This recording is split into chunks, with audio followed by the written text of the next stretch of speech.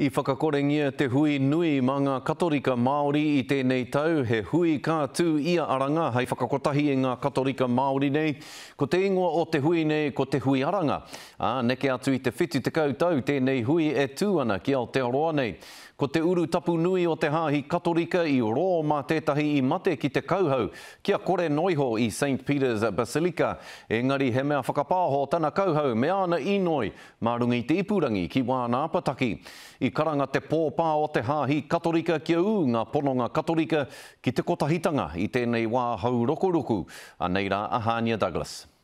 Mō te wā tuatahi, inoho te hangarau hei whare karakia mō te hui aranga o te hāhi katorika. E oranga ngā kautikita i ngā tini manaunga, te kōrero tai me rātau. Ai, nā reire, e ui waka ira, ko atu i te kotai mano tāngata i ono mai. Nā reira, e aua rite ki ngā ui ia tau. Mai tōna o rokohanga e whitu te kaumawha tau ki muri, ko tahi noai ho te wā i whakairihia te hui nei. Mai anō i taua wā, ko whakahaere hia i ia tau, puta noai ngā rohe o te motu.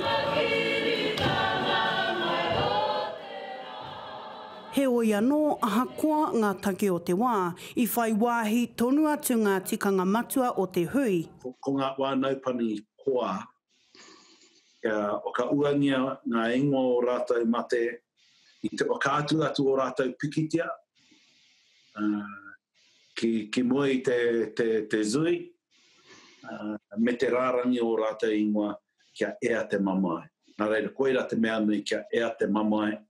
He oi anō, kāore i taia ngā tikanga katoa a te hāhi te whakatutuki mā te hangarau noai ho. Ko te tūturutanga o te komunio, ko te tangata. Ko te maitai, ko te kaitai, te akari nui a e Ukraiti. Kia kau e wai o mā ngā piri i ana ke engari mā te katoa. Nā reira, koera te mea uaua, engari atu i tērā, i rongo kau, i te oonutanga o te ono. Hei tā Che Wilson, kai whakahaere o te hui a Ipurangi, anō nei he whakamātau tēnei i te hunga whakapono. Taihoa, ka māo te awha nui o te wā. E aua rite, ki ngā rangi me ngā pō te kau i te kōraa. Te wae e ngaro ana te karaiti i te kōraa, e aua rite i tēnei wā. E wā no ka pōuri, e wā no ka ua ki ngā pōrea reatanga. Engari, e rā no ka iti mai te rā. Kia rongo ai te kōrero, kui, witi ora. E kia i te kōrero, huri te ao, huri te tikanga. Hania Douglas, Te Karere.